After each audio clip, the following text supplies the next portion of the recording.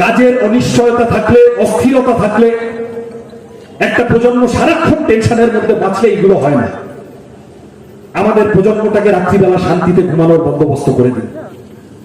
আমাদের প্রজন্মটাকে রাত্রিবেলা নিজের বাড়িতে ফিরে মায়ের হাতের গরম রান্না করা ভাত খাওয়ার বন্দোবস্ত করে দিন। আমার বয়সে বড় অভিভাবকদের কাছে এটুকু অনুরোধ। একটা গোটা জেনারেশন লাটে উঠে যাচ্ছে, ধ্বংস হয়ে যাচ্ছে, নষ্ট হয়ে যাচ্ছে। 4 লক্ষ মাধ্যমিক পরীক্ষার্থী কমে যাওয়া মানে বোঝেন?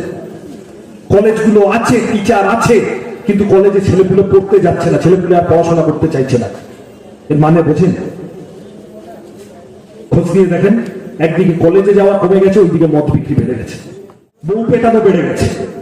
কয়লা, বালি, গরু, চাকরি, লটারি সব ছেড়ে খাচ্ছি, ভাগ করে দিচ্ছি বাংলার মানুষকে। হয় নাকি? বাঁচতে হবে, এখান থেকে বাঁচাতে হবে আমাদের আগামীকে। আপনারা দেখছেন আওয়াজ, রোজকারের হক কথা। For more updates about Awaaz, please subscribe our YouTube channel Rajshekhar thali.